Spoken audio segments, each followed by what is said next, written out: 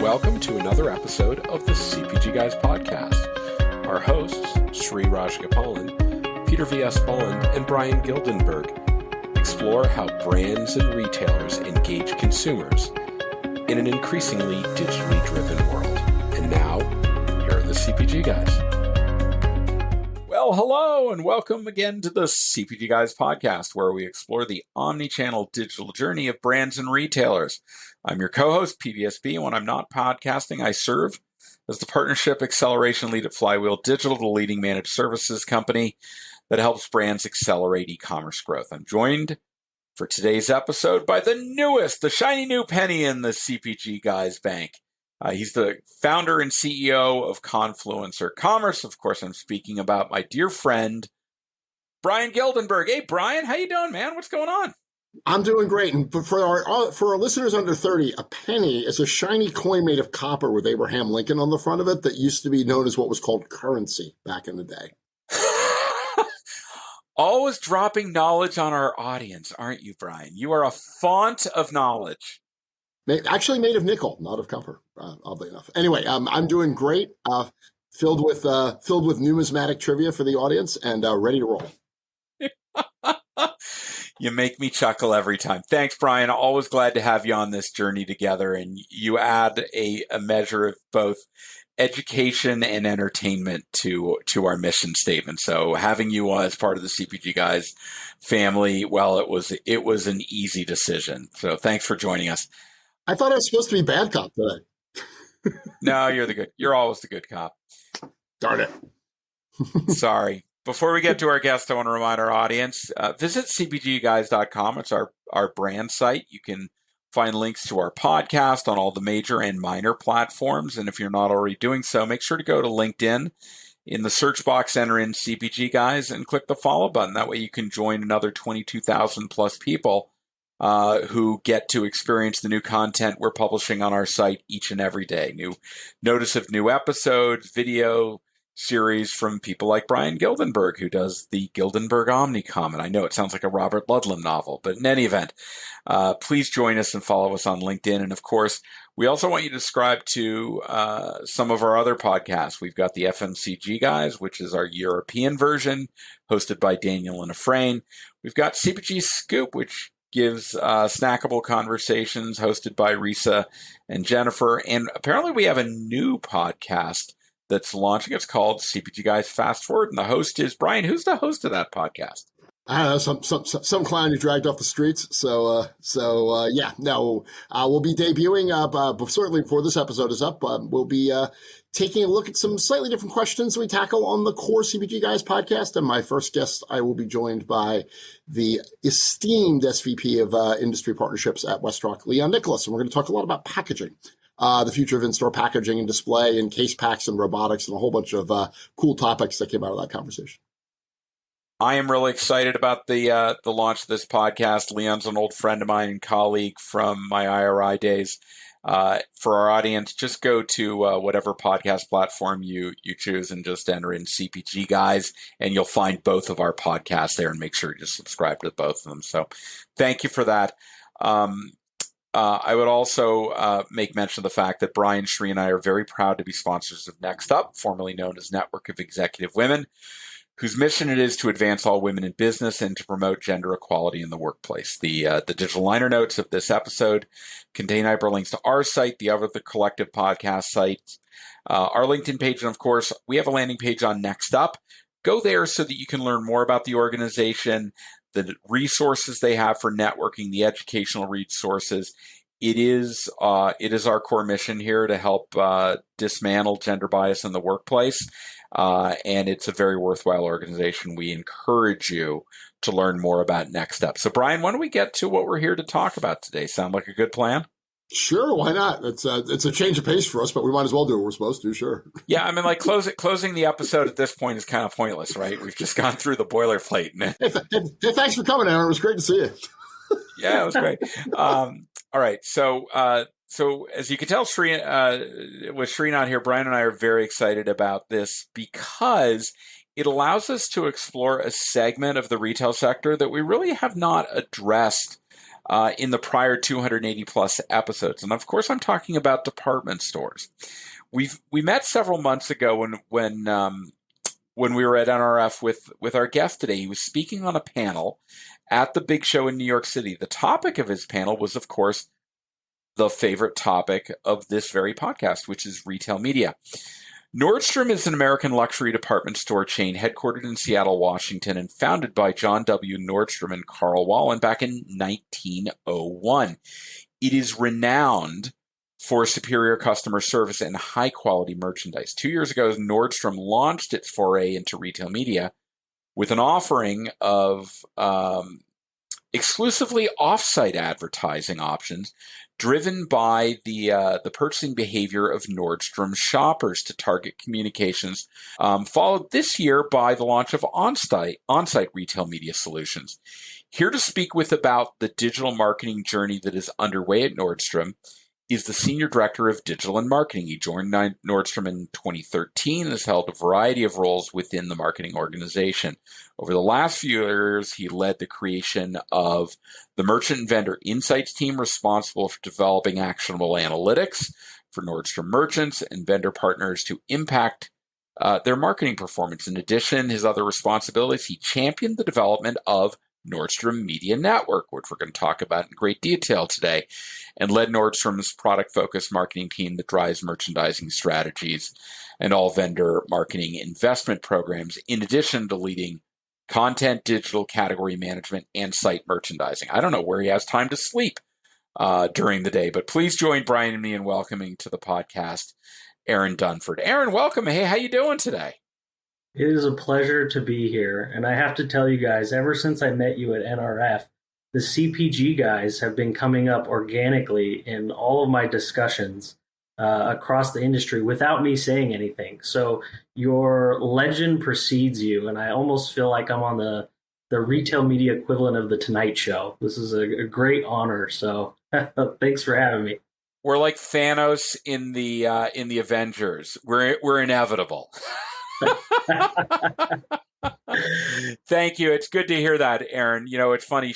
Brian and Sri and I have been doing a lot of trade shows over the last couple of weeks, and it's very heartwarming when people come up to us and tell us, one, that we're way taller than they thought we were, but also that the content that we're producing is really helping educate them. And it's advancing the conversation. So thank you, and it's glad to know that we're resonating in the industry. It really is. It's just kudos to you and your guys' team. So congratulations. Thank you. Hey, before we get to the questions Brian and I have prepared, why don't you share with our audience a brief overview of Nordstrom Media Network within the larger Nordstrom family of the business? Yeah, so we officially launched the Media Network, as you said, 2 years ago in 2021, but we soft launched in 2019. And the idea was really simple, that we believe we have the world's best customers and we have the world's best brands. And the really magical part about it is that our customers love our brands. And our brands love our customers. So facilitating that relationship is what we were looking to do and establish that connection. So that's really what we were focused on and are focused on today is establishing meaningful, experiential, emotional connections between our customers and brand partners. Thank you for that, Aaron. What we're going to do is in the digital liner notes of this episode, we're going to have a link to your LinkedIn profile so people can learn more about you, Nordstrom's LinkedIn page, and of course, the Nordstrom Media Network's microsite on Nordstrom.com, where people, because 90+% of the people who listen to this episode, the data tells us are doing so on their mobile device. They don't have to write anything down. They can just toggle back to the app, go to the liner notes, and click the hyperlinks, and they can peruse your background as they are listening to the sweet melodic tones of your voice in answering our upcoming questions that we've prepared for you. Sound okay? So I'm going to kick off the first question, if you don't mind.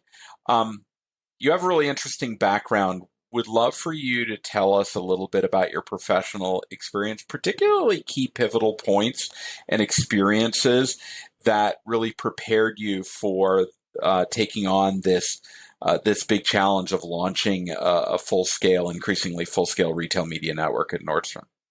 Yeah, it's a good question. And I get it quite often. And I often think I'm just some small town guy from a suburb outside of Seattle. So why is that really meaningful to anyone? But when I think about it, there's a key point that really comes to mind. And it's a principle at Nordstrom that we believe in. And we say you're the sum of your experiences. And so we make it a point to have all of our individual contributors get a lot of experience across the organization. So you mentioned that I spent some time in analytics, which I did, but I started my career in marketing strategy. And then from strategy, I went into finance. And then from finance, I went into analytics. And then from analytics, I went back into marketing strategy.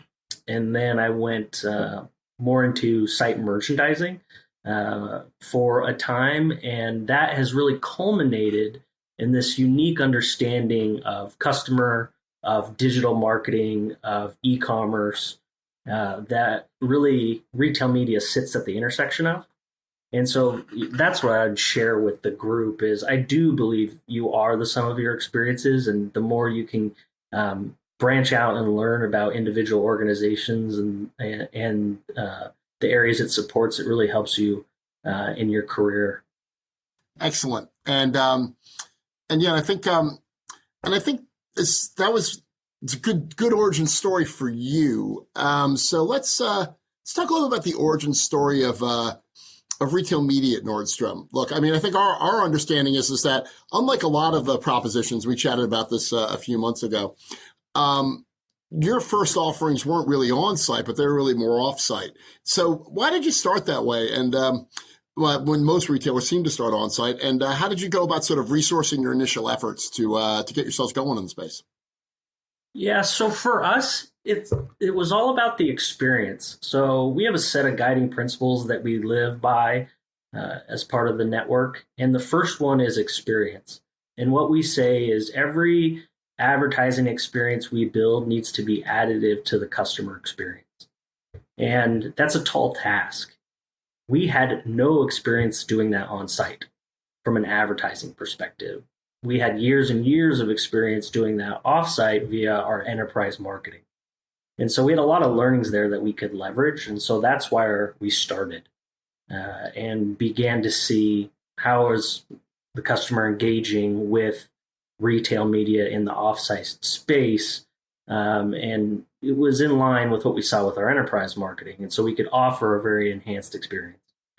That then led naturally to testing and learning on our digital platforms. And so we wanted to be very careful in adding to the customer experience and tested our way into the offerings we have today. And so that's how we went about the evolution, which is different from a lot of retail media networks out there. So once you've decided how you're going to get into it, to make this a viable business, obviously you need to lean on your suppliers to provide the demand for the supply that you're able to offer them. And obviously, as you launched in offsite. So how did you go about connecting with the suppliers to start their investment in the offerings you have? Like, how did you start thinking about getting the merchants involved and excited about what this could mean for them in terms of driving their brand sales through your platforms? Yeah, the good news is our merchants are very connected to the customer. And so when we came to them and said, hey, we want to help facilitate connections, they were all about that and had a very good understanding. So that was a very organic and easy conversation that just led naturally into the discussion with our brand partners. The second thing that was really important is our network is built upon the concept of driving performance. So that's why it exists. It exists to, we're a retailer, drive sales. And we believe that that is enhancing the customer experience. We have a saying at Nordstrom that the customer who leaves with a bag in their hand or with in this digital age, receiving a box on their doorstep is usually the happiest customer.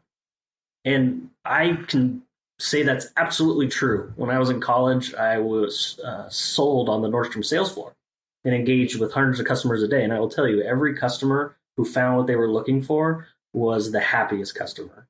And so that's what we really focused on with our suppliers. It says, how can we drive performance? How can we drive sales, which hits Nordstrom's key purpose to make and help our customers feel good and look their best. So as we led with those two discussion points, the conversation was very organic. And we just started going out and chatting with our merchant and brand partners and talking about what we could do. That's terrific. And it seems as though, although you're relatively new in the space, seems like you've really had some pretty good success coming out of the gate in your first year. What are some of the highlights of the performance that you've achieved so far?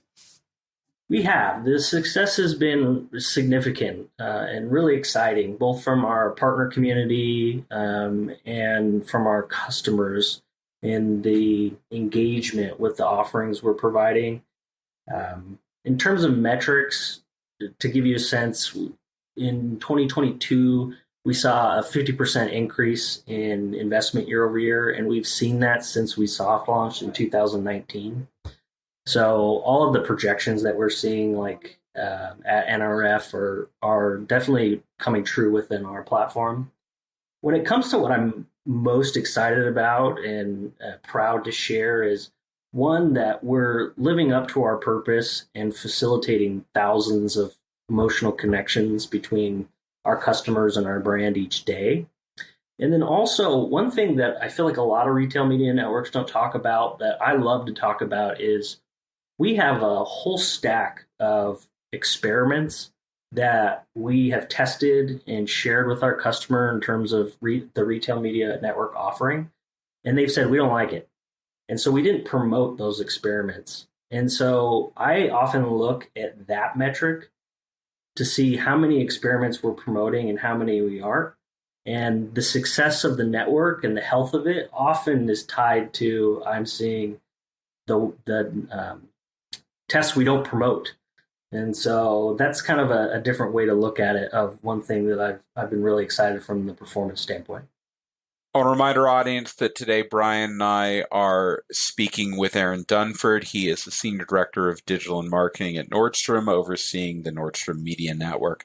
Well, Aaron, I'll tell you, I should also mention the fact that we are an avid Nordstrom family up here in Connecticut. My wife is a regular visitor of the store in Norwalk, Connecticut, and will weather the traffic on Interstate 95 to make her way down and do her shopping. It's her favorite thing for me to give her on Mother's Day or birthday or Christmas. So Nordstrom is a core component of how the Bond household exists. But well, I like to tell people when I hear that, thanks for paying my salary. I appreciate it. Make sure you're clicking on those ads. We are happy to, and we will do that. So I loved you talking about a satisfied customer experience and it being meaningful. So after launching the offsite partnership that you established, you started moving to onsite advertising. I'd like for you to share, and inclusive of offsite, what are all the different ways at this point that suppliers can invest against Nordstrom Media Network up and down the funnel? Yeah, our philosophy is to serve customers on their terms. So we're looking to engage them across the customer journey. So the first offering we have, I call it the I'm just looking offering. When I was on the sales floor, people would come in, what brings you in today? And I'm just looking, right? So digitally, that happens all the time in search and browse. And so what we've built is on-site display advertising to be able to help the customer experience new things in Nordstrom. So that's the first thing we built out. The second thing we built out is okay, our customers are aware of new items of a brand. They want to learn more about what the brand has to offer. So we built out immersive brand pages where a customer can go in and engage with video, read additional content, see products that the brand is offering, and really see if that brand resonates with them. For example, oh, this is a sustainable brand, and I find a lot of value in that. That is very interesting to me. And then after you go through that consideration stage, we have lit up sponsored product ads. And for us, sponsored product ads is really about highlighting the top items to the customer that we think that they're interested in purchasing. So that's our offering right now. And we're taking the philosophy of we want to have the most impact possible, not necessarily the most placements. And so there's some other areas that we're interested in looking at. I think there's a lot of value in long form editorial content. We have a editorial section on our website called The Thread that our customers engage with and really learn about trends, occasions, styles, brands. So we think there's definitely an opportunity there that we're exploring. I think there's a really nice opportunity within non-endemic. Our customers purchase clothes, but they also have an entire life where they're buying things that we feel like we can create unique experiences through partnerships. But outside of that, that's really what we're focused on from our onsite offering. Just a follow-up question. Can you talk a little bit more about the Thread, just in terms of what you're trying to do there, what sorts of content you're putting there? Because I think it'd be interesting for our audience to hear a retailer that I would imagine thinks about content quite differently than some of the retailers that they're used to selling to. How are you looking to populate that, and how do you then link that? How do you link that to the ad offer, or do you yet? We're not doing it yet, but that's something that's on our roadmap. And I'll tell you exactly how we're thinking about it. Is our customers are telling us that they receive a lot of value through discovery, but also education. And you got to find the formats where you can be educated.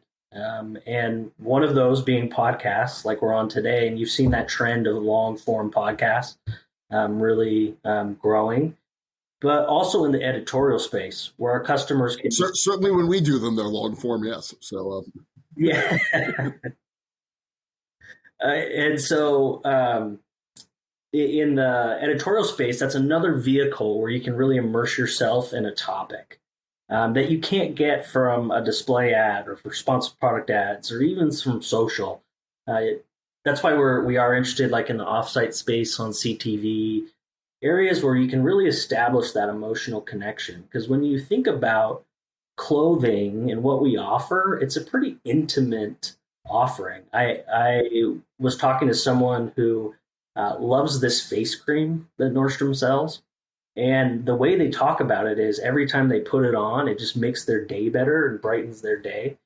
And so how do you facilitate those relationships is really hard in small snippets. But if you can engage them through immersive storytelling, like what the Thread is really what we're looking to do. So it would be our brand partners contributing to editorial articles to write about a certain topic.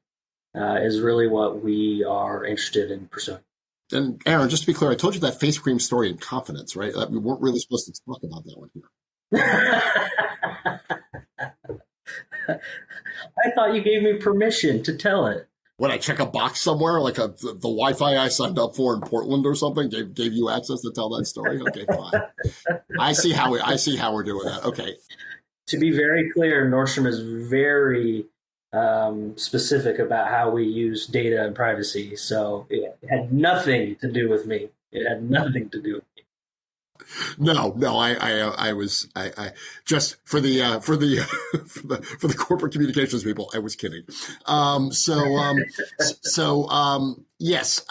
Speaking of kidding or not, let's talk a little bit about measurement. I think when we look at the folks in our world that are funding a lot of this on the branding side, they're obviously looking to justify their investments in retail media, and I'm sure that the brands that are looking to spend through you are also looking to do the same thing. Though I do think it's important for everybody to remember as you go through this, the construction of the apparel industries is pretty different in terms of the historic relationship that brands have with a retailer like Nordstrom's. It's, there's a much longer standing tradition of using a retailer as a platform to brand and sell. And it's a very different, I think you're adapting to a different conversation perhaps than you would in the consumer packaged goods industry. So, but for all that though, when you look at the advertisers that you're working with, what measurement solutions are you offering, and how do you see your advertisers responding to the analytics you're bringing to the table? What else are they asking you for?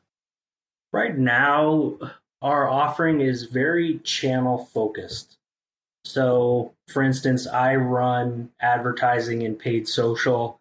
I look at our customers' engagement and experience with that advertising unit, and I report back on that. That is definitely helpful. And we use and are investing to make even better. But that's not the holy grail. And I'm sure you've had many discussions about that. But for us, the holy grail is really determining the incremental impact our marketing had on the sale of an item. And as you mentioned, the unique dynamics within the department store environment, what's really interesting is in the same purchase, same order, same transaction, could be a luxury handbag that's over $2,000 and a pair of socks that's like $5. And you go, okay, well, when we do the customer research, we learn that our customers spend a lot of time thinking about that luxury handbag and ruminating on when they should purchase it. They don't spend a ton of time on that pair of socks to purchase. So right there, you have two attribution windows.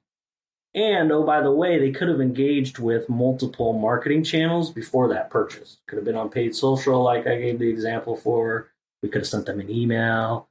The list goes on and on. So that landscape is super dynamic and complex, and that's where we're investing all of our resources. It's a multi-year plan, but starting in 2023 to really start to unpack how you measure incrementality. And that's what our brands are asking for. I don't know about you, Brian, but I think I smell multi-touch attribution in the pipeline. That's really exciting to hear, because as you think about that's good, Peter. That's good, Peter, because Nordstrom will be featuring ode to multi-touch attribution as part of the as part of their new fragrance line. So it's one of my favorites. I'm very excited about it. But in all seriousness, ode to MTA. In all seriousness, it is exciting to hear that, given the fact that there are so many different ways that advertisers can connect with Nordstrom shoppers, as you said, through the customer journey, being able to holistically bring that back and deliver a comprehensive measurement. As you said, that is the holy grail. That is a very exciting pursuit that you are undertaking. Yeah, and I'm glad you brought up MTA, because we have stood up an MTA model and have been looking at that. And it's very valuable. The interesting thing about those models, and I could geek out this with you guys and spend hours on this. We're geeks here. We love geeking. You have to establish your own coefficient to those touches. And there's a whole science in and of that as well. And that can produce error in the model as well. So we're also exploring things like test and control at scale.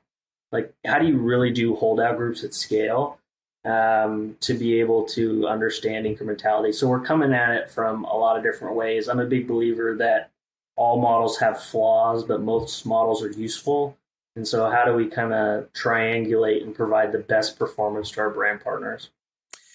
Thank you for that. I'll close it out with this question, which is kind of forward-looking, Aaron, and I'm going to lead the question a little bit based upon what I heard you talk about at the NRF Big Show back in January. What are you looking forward to in terms of retail media transformation over the next couple of years, and how are you really preparing Nordstrom for the journey, particularly given the fact that you highlighted your experience working in physical stores, and Nordstrom has a clearly superior brick and mortar platform to do that? I've got to imagine in store is ruminating in your mind. Can you talk to us about where you see this transformation in retail media going over the next couple of years? Yeah, this is one of my favorite topics, and glad we were able to talk about it in NRF. But I think it all starts with, if you look at the retail media landscape right now, in my opinion, the offerings are pretty ubiquitous, and most everyone is starting a retail media network. Everyone has sponsored product ads. Everyone is doing some sort of paid social, et cetera, et cetera. What I am hoping for and pushing, internally at Nordstrom is for networks to really start to specialize in what they're good at. Each brand exists for a reason. It has their own secret sauce. And so how does the network amplify that secret sauce? So the example that I gave at NRF that I think is the perfect example is, we took a look at Nordstrom and said, we have a world-class styling team. And so for those who don't know, anyone can engage with one of our stylists via virtually or in store, and they can help you with a head-to-toe outfit or picking a Mother's Day gift, and it's all free. And they're incredible. I've used them often. They're lifesavers. Well, we're now giving our brand partners access to those stylists to tell the brand story via the stylist social channels. So if they tell that story from their channels, the beauty is they can click on the link and buy those products, or they can engage with the stylist and say, I'm coming into your store. Can you help me with an outfit? Or if they don't live there, can we engage virtually, and can you send me recommendations? And so that's a way that we're beginning to differentiate our offering. We call it internally within the network uniquely Nordstrom. What's uniquely Nordstrom that we can provide? And I think we'll start to see a lot more of that as retail media networks begin to mature and they get some of the table stakes things out of the way. I would probably add to that the fact that I've seen a lot of research of late that reminds me of the value of the audience that you have in the physical store, because it's more than just the audience you have digitally, and that becomes relatively important when you start thinking about the fact that there are other traditional channels like television that are linear television specifically that are less and less relevant, but shoppers are still going on to the physical store. So being able to reach them to create awareness and drive excitement and trial of products is something that Nordstrom is uniquely capable of doing and very successful at doing that. So thank you for that. I want to remind our audience that you should go visit cpgguys.com. You can find all of our content. It's all free there. And of course, if you think your company has some thought leadership to contribute to this ongoing conversation in our community, drop us an email at contact@cpgguys.com. Maybe you can join us for a future episode of this podcast. And while you're there, please, on the menu bar at the top of the page, click the rating and review section and leave us some feedback. We value it. We want this podcast and what we talk about to be reflective of what our audience is looking to explore. And the way that happens is you give us that feedback. And of course, we always want to thank the over 22,000 followers now that we have on LinkedIn. Can't believe that. I mean, 22,000 in 3 years. It's amazing. And it's highly populated by industry professionals that really turn to us for both education and hopefully a little bit of entertainment to make it's like Mary Poppins, right? A spoonful of sugar makes the medicine go down.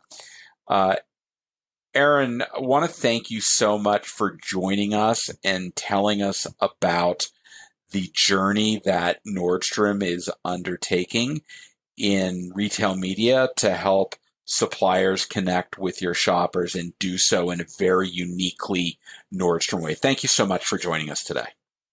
It's been a pleasure, guys. Thank you. We loved having you. Brian, this is a really interesting conversation. Would love to hear some of your thoughts on what intrigued you about what Aaron shared with us.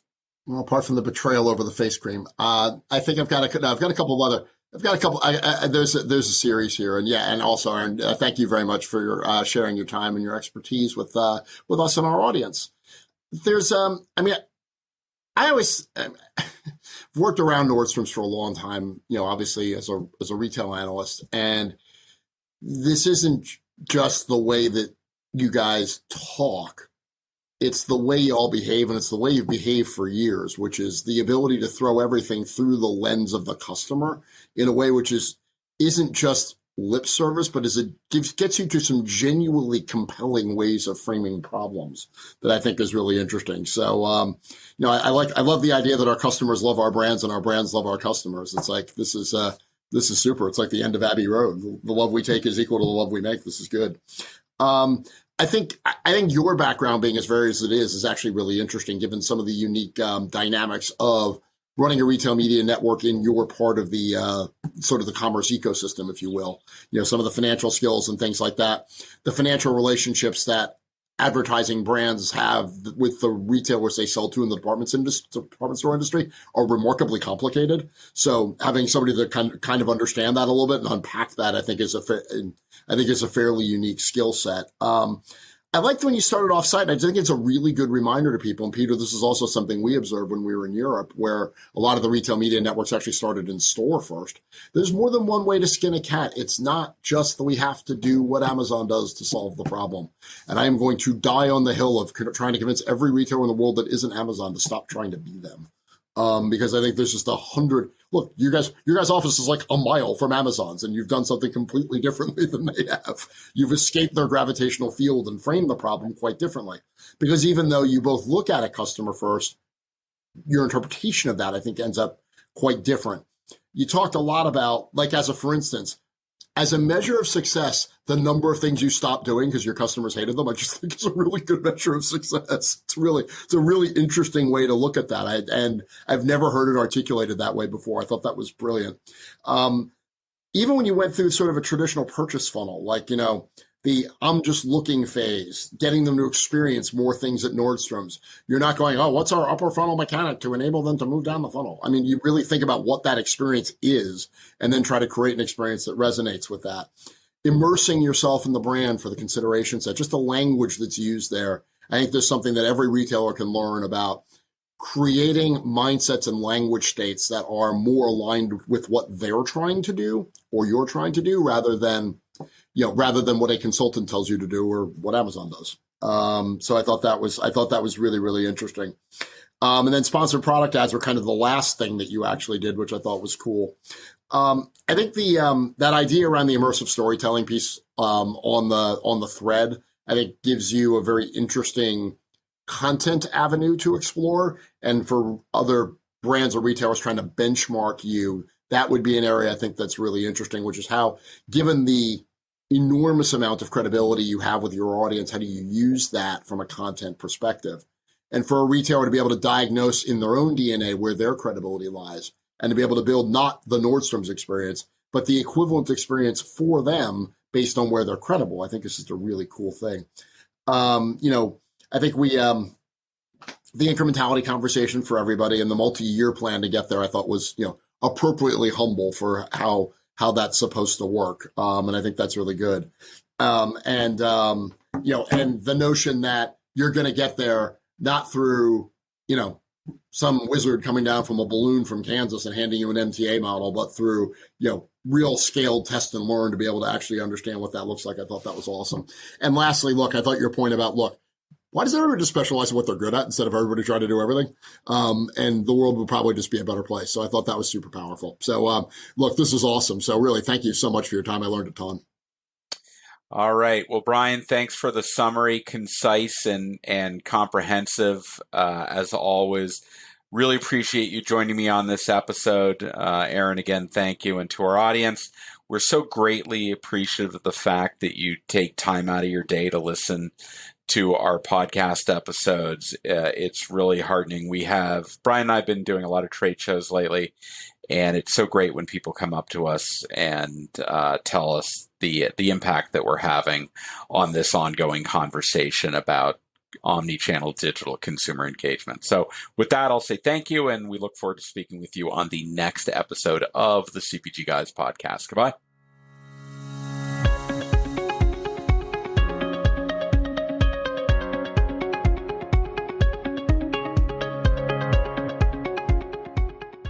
The content in this podcast episode is provided for general informational purposes only. By listening to our episode, you understand that no information contained in this episode should be construed as advice from CPG Guys LLC or the individual author, hosts, or guests, nor is it intended to be a substitute for research on any subject matter. Reference to any specific product or entity does not constitute an endorsement or recommendation by CPG Guys LLC. The views expressed by guests are their own, and their appearance on the program does not imply an endorsement of them or any entity they represent. The views expressed by CPG Guys LLC do not represent the views of their employers or the entity they represent. CPG Guys LLC expressly disclaims any and all liability or responsibility for any direct, indirect, incidental, special, consequential, or other damages arising out of any individual's use of, reference to, or inability to use this podcast or the information we present in this podcast.